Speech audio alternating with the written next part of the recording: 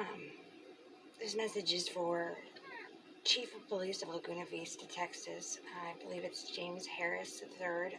My name is Tara Palmer, and I'm making you this video because some things have been going on in your town with your officers that have made me very uncomfortable, and I know are not kosher, not legal, and I have tried so hard to write you letters, and every time I try, the tone comes off disrespectful, or it doesn't come out right, which when you're a writer, which is what I typically do, is hard. So I actually spoke with my therapist, and she had instructed that maybe the best course of action was to make a video and send it to you in hopes that you can see my expressions and understand that I take no joy and have struggled really hard with this for reasons that it's kind of hard to explain. And so I guess to start from the beginning,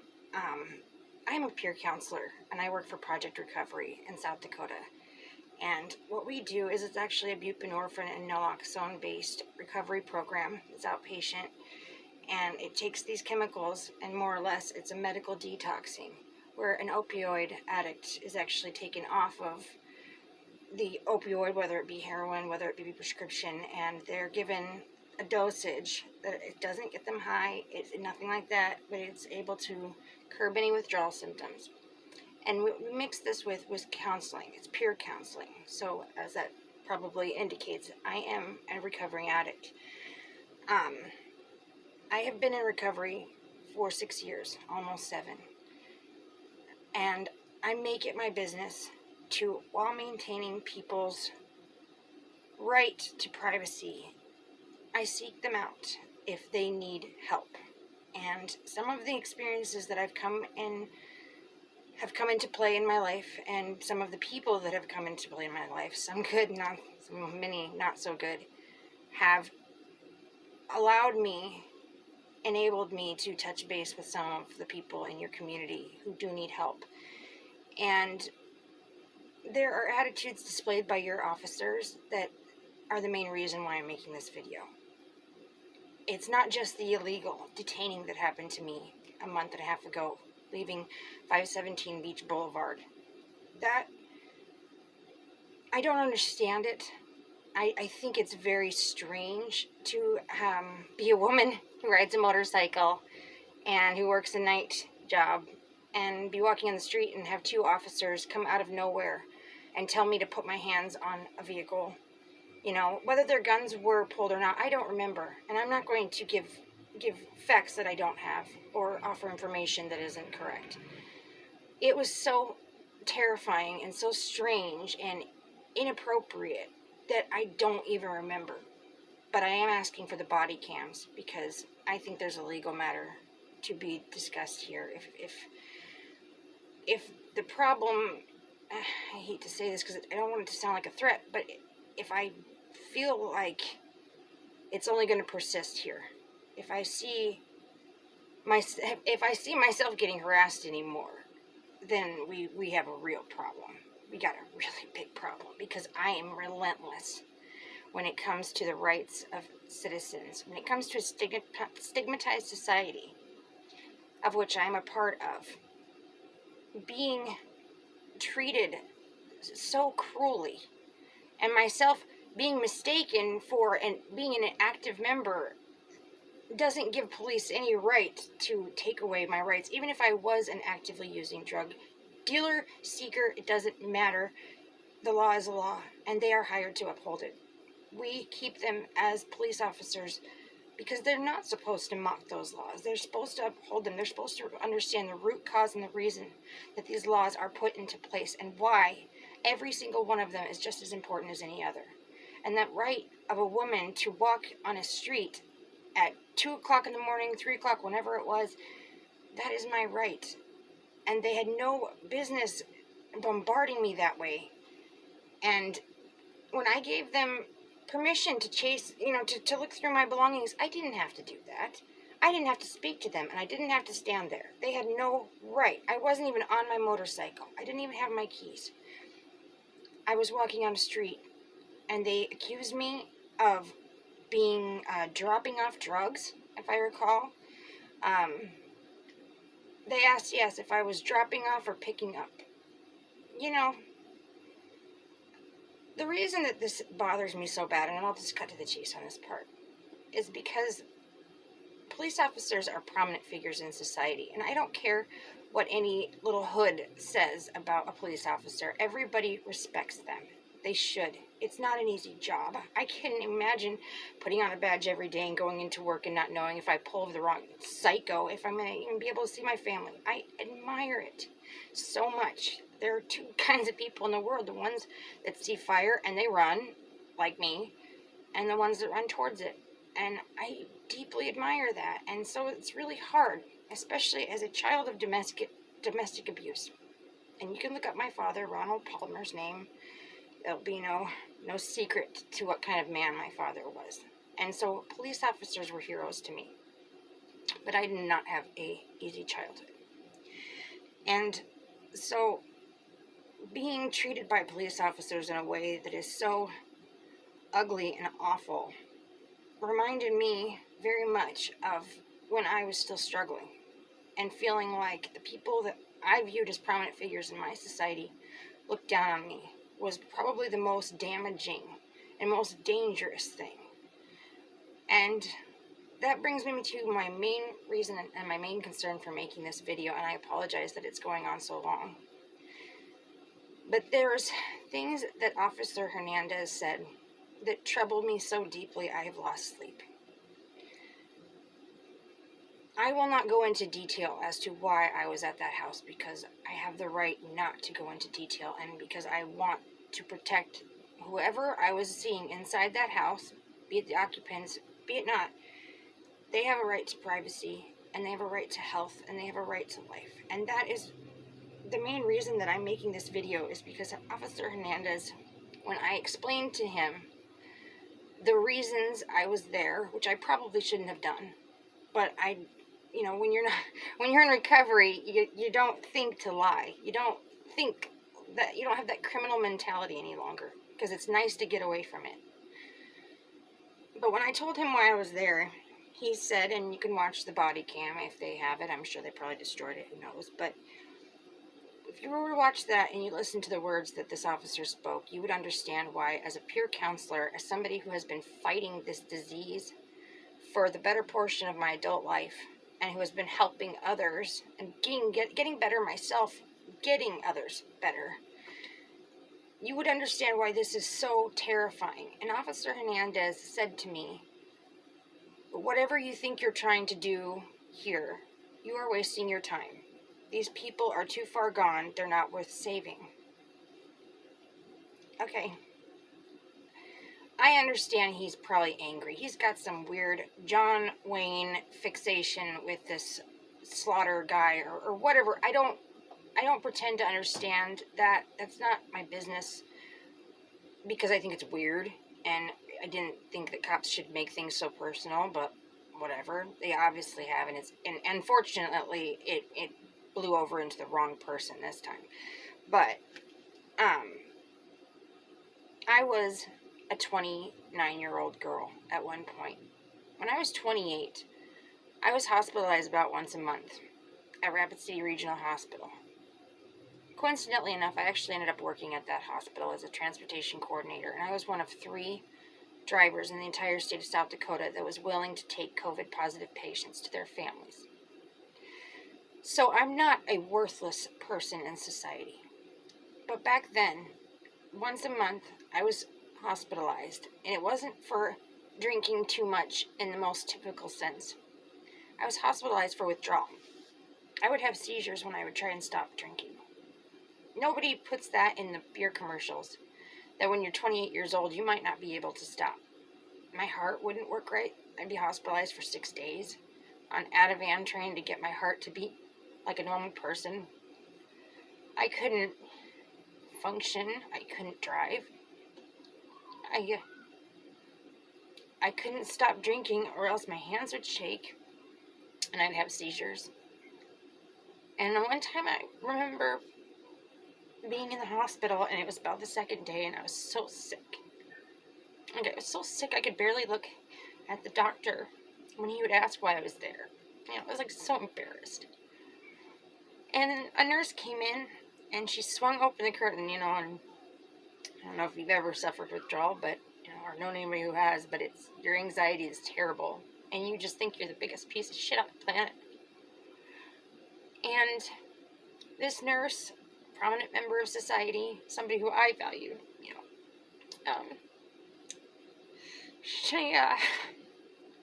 she said to me, "Get ready, get up, get dressed. Gotta go. We have to make room for more deserving patients, people that didn't put themselves here." And that was that was like concreting something that I feared, something that I felt inside myself, that I was worthless, that I wasn't necessary, that I wasn't deserving, that I wasn't worth saving. That was something I feared. But to hear it from someone who I admired for their job, I admired for their courage, to hear them say that I was less deserving than someone else, broke my heart. And my heart broke the other day, hearing Officer Hernandez say that girl who's 29 years old isn't worth saving. That scares the shit out of me. And that's why I can't write it. I can't explain it. But I can't imagine how many people thought I was a lost cause. I thought I was a lost cause. When I was 28 and the doctor said I wouldn't live till 30, I thought, oh my God, I can't believe I have to live like this for 2 more years. I hated seeing sunrises. And I really couldn't even tell you how it changed. But I know it's because people didn't give up on me. But that day, after I went home, I told my partner, Jeff, that next time just leave me. To not take me to the hospital. To let me die in my home with dignity. With whatever dignity I had left. And he didn't, but the next time I almost didn't make it. There was a doctor that told me that medically and scientifically he couldn't explain why I was still alive. That I had taken enough alcohol and Xanax to kill any normal person, and it should have killed me, and it just didn't work. So when attitudes are expressed by police officers like that, it sets the tone for an entire society. And a society is and should be judged by how we treat its weakest, its elderly, its infirm, its children, and its sick. And right now, your officer's not speaking very well for your society. His attitude is dangerous. It's awful. And I reported back to Dr. Tamang and Dr. Troy Ward what I had discovered here. What had happened to me being detained, being treated like a common criminal when I was doing my job. Doing a job that keeps me here, keeps me alive. They were horrified. They don't know what to do. I don't know what to do. So they told me that the best course of action would be to contact you. Since then, the problem has gotten worse. I can't go to Laguna Vista without being followed, without feeling like I am being stalked and harassed. I was on my motorcycle the other day and being tailgated. I don't know if you ride motorcycles, Chief Harris, but if I even get an inkling that I'm feeling uncomfortable or that my life is being threatened, I will park that motorcycle. If I think there's something wrong with the engine, if there is a driver or a police officer who is tailgating me, I will park my vehicle, because my life is more important than his, misogynistic pride or whatever the hell it is that is these guys' problem. It sounds to me like you've got a bully on your payroll or whatever, but it sounds like it's Hernandez, and unfortunately Reyes got caught up in it, because I spoke with Officer Reyes, and I thought he was pretty nice, maybe a little inappropriate, but I'm a pretty girl, okay, it happens. But I hate to think that me turning him down for his invitation to talk in the middle of the night at the gas station would be any reason or any right for him to follow me and harass me in Laguna Vista to the point where I feel like I have to call some idiot I don't trust to bring my truck, which was then stolen, by the way. Not that your officers seem to care very much about that, but I'll get to that in a minute. But Officer Reyes actually went one further, and after my motorcycle was parked for my safety, the neighbor reported to me that he slapped an abandoned vehicle sticker on my motorcycle. I don't know if you ride, but there is a very special relationship between a person and their motorcycle. And to think that some guy touched my motorcycle because I wouldn't go on a date with him, or because he thinks, they're playing this little weird mean girl game where they think they're going to, I don't know, harass me into not doing my job. You picked the wrong one. Because, and I hate pulling out the Bible scripture thing, but Matthew 32, verse 5. They were talking to Jesus, and we realized he didn't go and he didn't speak to the harlot, the prominent members of society, I should say. He went and he spoke to harlots and the tax collectors, the worst figures in society, let's just say. And they were wondering why. Well, he said, a physician doesn't go and seek out the healthy. It would be pointless. He seeks out the sick. I'm not here to talk to the healthy in your paradise here. I didn't come here for this reason. I came here with my partner because I wanted to write and he wanted to play music, and he got sick. And I miss him, and it sucks being alone. But it sucks even more when you feel like you can't even turn to police officers because they're the ones that are bullying you. To have my motorcycle towed, do you know how hard it is? I have been robbed by some of these guys in your society. Some of these people I'm trying to help have robbed me.